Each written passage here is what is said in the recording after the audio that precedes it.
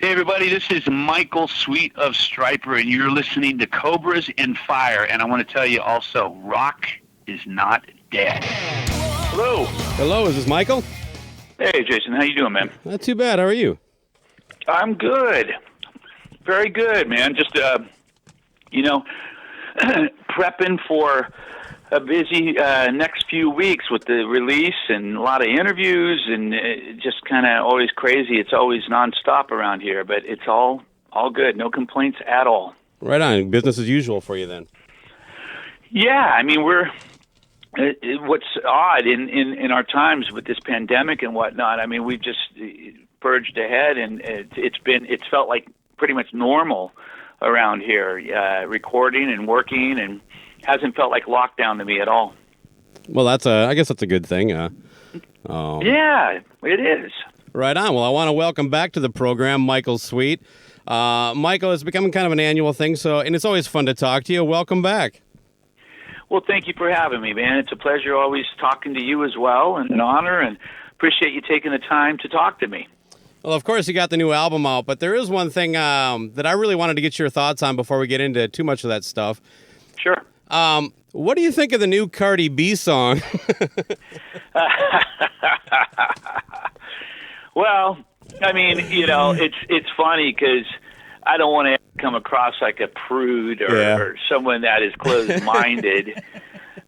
But, I just find it interesting how, here we are in 2020 fighting for women's rights as we should be.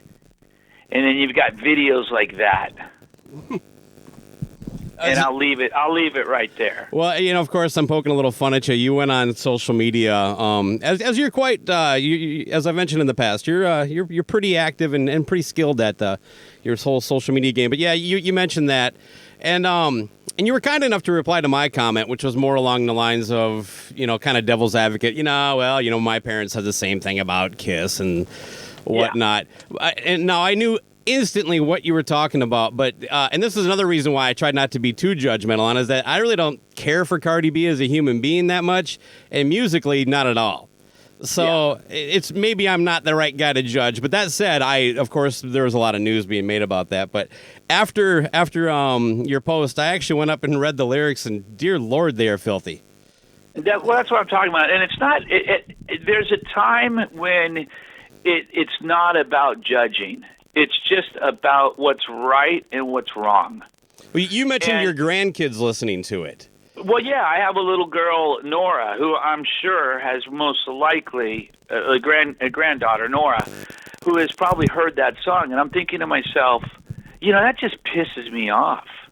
It pisses me off, the fact that she most likely has heard the song, because I don't want that garbage going into my granddaughter's ears. You used a poop emoji, Mike. Yeah, I know. I know, man. I think that we have a responsibility as artists, and many artists cross that line. I said the same thing about Miley Cyrus. Here she is on Disney. All these kids are looking up to her and following her, and then next thing you know, live in concert, she's riding a big hanging whatever. And I'm just thinking, can't you just have a little responsibility? Even just a smidgen of responsibility? Your grandpa's a little crotchety today, folks. I'm actually kind of with you for the most part, especially when there's absolutely no kid should be listening to this. I don't know if that's the case, but I definitely wouldn't have opposed to that. But I don't know. Cardi B can do what she wants, I guess. But well, yeah, of course. I mean, we live in America. She can do whatever she wants. But and as can I by commenting on it. Fair enough. A little bit about what's going on with COVID. You mentioned that you've been and your ilk have been pretty busy, and you're kind of staying basically business as usual, with the exception of touring.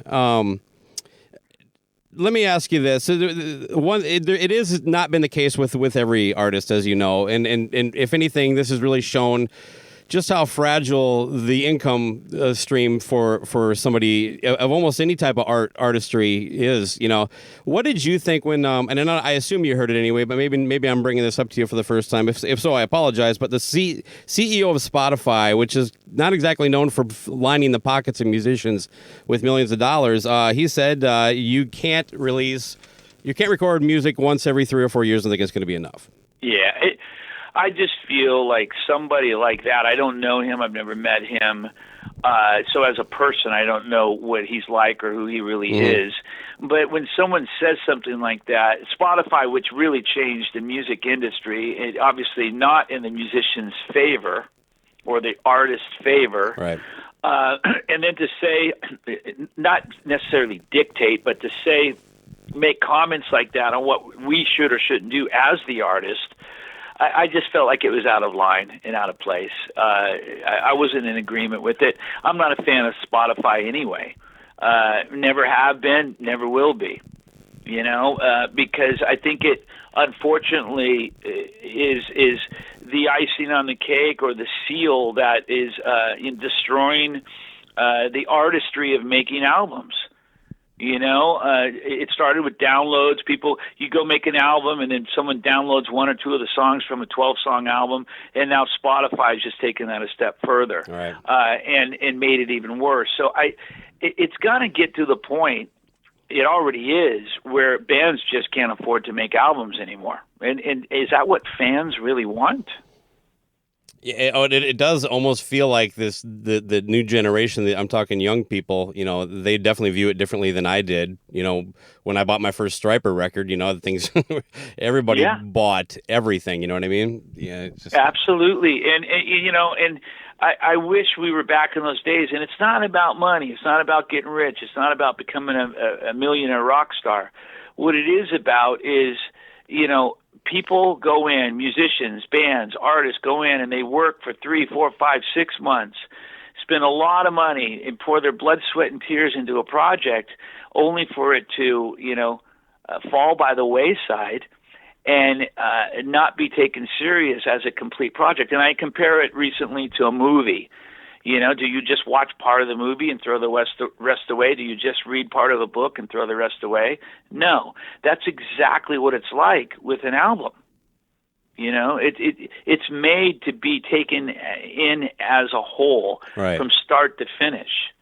But now with Spotify, that's been destroyed. Yeah. And it seems like maybe this next crop of artists aren't going to be as inspired to or driven to do an album type format. You know what I mean? To me, that's definitely not something I want to see lost. Even bad records, it's an experience. You know what I mean? Absolutely. There's no question about it. And, for the CEO and the owner of Spotify, I mean, of course he's on cloud nine because he's making millions. Well, he's making all the money, not the artist. That's kind of where I was going with that. Yeah, it seems a very out of touch kind of comment because I'm not familiar with anything he's created. So, other than an algorithm, and yep. No doubt. Well, with COVID, you guys just kind of did something kind of neat, a virtual listening party for the new record. How did that go over? And this actually might be something that, at least from my perspective, this seems like something that might be a good idea going forward, COVID or no COVID. This is kind of a fun way to pull the fans in to hear the new record. Yeah, I feel like Stryper's kind of leading the charge on a lot of these things. I had Chris Jericho attend, I think all of them. And he texted me and said, "What a great idea. We're going to steal it," Yeah. And that's a pretty amazing comment coming from someone like Chris Jericho, who's really on top of social media and that kind of thing. But yeah, we decided to do this. We did 4 of them. We had over 1,000 people, and it was fantastic. We had a blast. We took live questions. We played the songs. We talked about the songs, and the album was 90 minutes each session. And we're going to do more of them. We're planning on doing it for every album and get into videos. And we're doing another project called Breaking Down the Song, where people can go into the studio with us then we can play them individual tracks and the breakdown of the album and the process and everything. It's really interesting. And then we've got a couple live on-demand projects coming. We just recorded the new album in its entirety live in the studio. Wow. And that's going to be available for rent and for purchase in the next 6 to 8 weeks. And then we did To Hell with the Devil as well. And we're going to do every album like that as well. Wow. So like you're going to go backwards and hit all the classics, right? We're going to hit them all. We're going to hit them all. We're going to do 2 albums at a time. So it's about the guys come out here. We spend a couple of weeks rehearsing, and we go into the studio for a week, and we track them both live.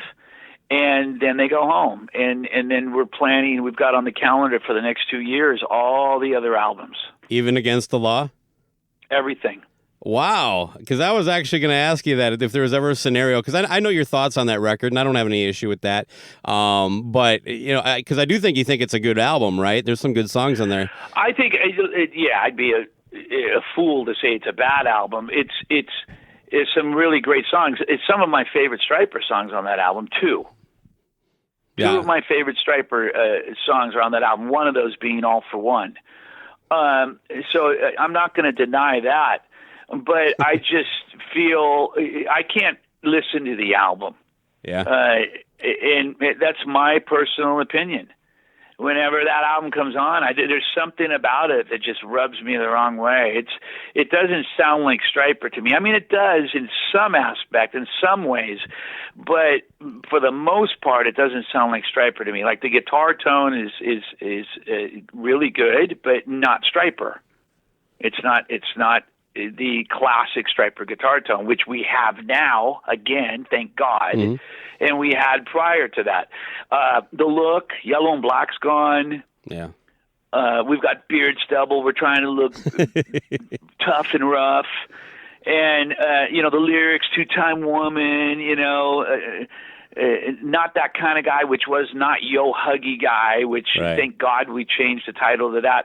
There's just a lot of things that rub me the wrong way. I feel like that was our biggest sellout album, without question. Not Yo Huggy Guy, huh? That's what Oz wanted to call that. Mm. And he said, dude, it's going to be a big saying. And I said, no, I don't think so. And we changed it to Not That Kind of Guy. Thank God. Hey, quick side note, because I don't know if this has ever came up in any of our conversations. Is there a faith like Lutheran or Catholic that you consider yourself? I'm just been curious about that.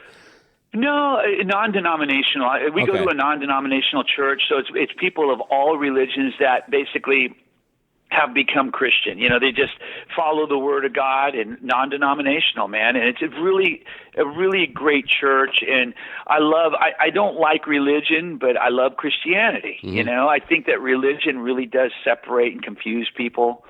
So that's why we attend a non-denominational church. And I was flipping through your book in preparation for this, and one kind of curiosity that, at least something that popped in my head, you've probably been asked this before. I don't think it's that unique of a question, but, like my parents I was raised Lutheran, but my dad wasn't a Christian mechanic. My mom wasn't a Christian nurse. Is there any part of you that ever, I guess maybe when you did Against the Law, do you ever wish that maybe your faith wasn't so much tied to your career? Yeah, well, it's weird you say that because I'm looking up right now Christian pizza place. Yeah, I want some Christian pizza. Yeah. Man, it's the dumbest thing ever. It's the dumbest thing ever. It literally, I cringe whenever I hear Christian rock band. I just think that it's silly. I think that it labels a band and it limits a band. And, the whole point of being a Christian is to be Christ-like to people and for the world. And I think when you tag yourself a Christian rock band, you instantly turn off most of the world. Yeah. Most of the world's going to laugh at you and say, I don't want to hear that. And Stryper is a band who is proud of our faith, proud of our Christianity. So when I say things like that, people misinterpret it as I'm denying my faith. And quite the opposite. Have we ever, that you are aware of, denied our faith? No, I mean, but I don't look for those kind of things. We've never, ever denied our faith. We've always boldly proclaimed our faith and always will. But I don't like the term Christian rock. I never wanted to be labeled a Christian rock band. I wanted to be labeled a rock band comprised of Christians. And then you've heard me say this before, probably many times. It's like, if you're going to label us, you got to label everyone. You know, put Slayer in the satanic category in the record store and on iTunes. They'd probably be okay with it. You know, whether they would or wouldn't be, it's kind of a silly thought. Well, we've talked about that for sure. But I guess part of this is tied into you took a little bit of umbrage to a review on Blabbermouth about the new record. I guess, you know what, did you want to explain that a little bit? Because I read the review, and, you know, I mean, I have my own thoughts on that, but I didn't think you were out of line. No, yeah, I got up and made a cup of coffee, and I read the review, and I don't expect everyone to give us a 10 out of a 10, or even a good, I mean, if it was a 4 out of a 10 based on the music, or he didn't like the production or something, I wouldn't have posted what I posted. But when he really went after his 4 out of a 10 was strictly and solely, completely based on our faith and our lyrics and what we sing about. And that's where I drew the line. I said, all right, I'm not gonna put up with this today. Not today. So I went and posted what I posted. And you know what's funny is I think 9 out of 10 people agreed with me. Yeah, I mean, it definitely kind of focused on, I don't know, I have some quotes from it, but we don't need to get into that too much, but it definitely did focus on the topics of the lyrics and things of that nature. Had kind of a funny line about nailing a chicken to a door, but I'm not sure what that meant. Well, I mean, apparently he's got some problems, you know, Dom has some problems. I don't know, man. Is that a voodoo reference? I don't know. I guess, who knows? We have to ask him, but all right, fair enough. I just felt like it wasn't a fair review. You know, if you're gonna like rate or review an album based on lyrics, you're gonna give most metal bands a 4 out of a 10. Yeah. Because let's face it, have you read some of the lyrics to some of these songs? Well, after reading the lyrics to that Cardi B song, I'm afraid to do too many deep dives in people's lyrics right now, Michael. Well, what about one of my favorite Judas Priest songs?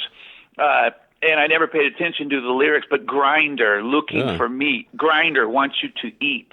I mean, if I based my rating on the lyric of that song, I'd probably give it a 0 out of 10. Yeah. But I love the song, so I give it a 10 out of a 10, you know, and that's where I felt like it was just unfair. Yeah, no, I get it. Well, you do have a new album out. It's available everywhere right now. Even The Devil Believes. Was Walmart okay with this record? I don't know, man. I haven't heard anything from Walmart, and I don't even know if they're still selling music or not. I know Best Buy isn't, so who knows? You know what I'm getting at there. Didn't they have an issue with the goddamn evil? Cause it's, they didn't carry goddamn evil because they felt it was too risque, but yet you could go in and find that Cardi B album in there. That's a valid point. Well, yeah, just a bit. Well, I'll give you my one sentence review. I think this is a killer Stryper record. It might be my favorite since Against the Law. Well, good, man. I'm glad you like it. And so far, the majority is saying the same thing you're saying, which is really an awesome feeling, man. Everybody seems to be connecting with this album and loving it, and a lot of people saying it's their favorite. How much of this was written after the kind of like the COVID lockdown started? I wrote the album. I started writing mid-December, and I finished right before Christmas. Okay. So it was a song a day, and then I took the holidays off, and the guys came out here in early January, and we started rehearsing. Were there during that writing process, and is there anything that got scrapped? That's a pretty good turn, you know what I mean, as far as the quality of the music that's on here. No, nothing got scrapped at all. Basically, what happens when I start writing, if I start working on a riff or a groove I don't like, I'll scrap it right out of the box. So, yeah, a few things I wasn't feeling, and I just moved on to another thing, and then I came up with, like, you know, the Do Unto Others riff, and I'm like, yeah, okay, I'm feeling this, you know. And it's a real quick process. And once I get a groove and a riff going, it's about 2 to 3 hours and the song's complete. The guitar solos throughout the thing really stick out to me. Not that I'm unaware of the quality of your musicianship in the band historically, but there are some really poppy and catchy, riffs in here that still kind of shred. Oh, good, buddy. Well, I'm glad, man. I appreciate it. I worked a little extra hard on my guitar chops on this album. Not that I feel I have anything to prove, but, I just wanted to kind of take things up a notch as a guitar player on this album. And it's funny, I guess because I'm the singer, I'll never really achieve that credit as a player, which is fine. Yeah. I mean, you can go online and read the reviews for Do Unto Others. There's a lot of people who say, Michael's playing the solo. I didn't know he played. Right. And just comments like that. And it just kind of blows my mind. Big fan. 30. It's so weird to me. I don't have people not seeing the video for free or calling on you or you know what to do. I don't get it, man. It's bizarre. So are all the leads you? No. Oh. No. Half. Okay. The leads are split up. 50-50. That's what I thought, but I just okay. Yeah, and that's the way it's always been. It's always been a 50-50 split up. I mean, from day one. Do I hear just a little bit of an Ace Frehley kind of influence on the solo for Let Him In? Oh, God, I don't know. That's an Oz solo. I have no idea. All right. You wouldn't hear that from me. The Do Unto Others ones and Invitation Only were the other two that I wrote down as kind of standout leads. So hopefully I picked the one you played. Do Unto Others is a Michael Sweet solo. My influences were more along the lines of like John Sykes, Randy Rhoads, Eddie Van Halen. Okay. What about your new V? That thing's pretty sick. Man, I love it. Sully Guitars, John Sullivan knocked it out of the park. It's going to go into production this year. We'll have a U.S. model and an import model eventually, and I'm thrilled to be working with him because as a company, as a person, I'm just so happy. I didn't want to leave Washburn. People get on me and they call me a gear whore. I changed companies like Paul Stanley is what some guy posted, and it's not about that. I didn't want to do that, but my guy who was my contact at Washburn, Gil Salsi, he left. And he's the guy that made everything happen for me. And sure enough, when he left, nothing happened. Wow. Literally. We had a couple of new models in production, signature guitars. I got a phone call. They said, we're dropping them. They're done. And I just felt like there was no love there for me anymore. So my contract ended and I left. Nothing wrong with that. Yeah, no. I just did what I felt I had to do, and I'm so happy to be with Sully, and I can't wait for the future and see what we do together, and it's going to be really cool. How about I hit you with a couple my favorite tracks on here anyway? You kind of tell me a little bit about the song.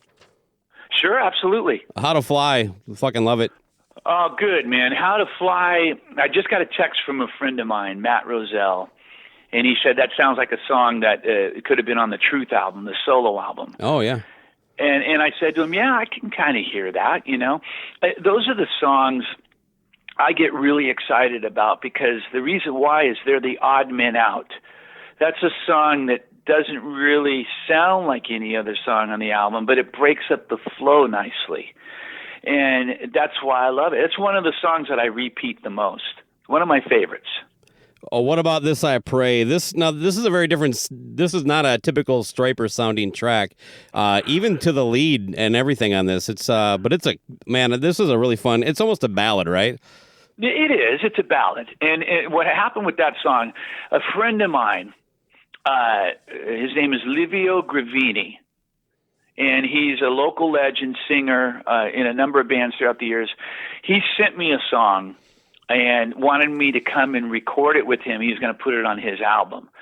And I liked it. I really liked it. And basically what it was the intro and the verse over and over again. So the chorus was the verse in the version he sent me, okay? Mm-hmm. So it didn't really go anywhere, but I loved the idea. And I said to him, man, dude, let me rework this song and let us put it on the new Stryper album, which we're going to start recording soon.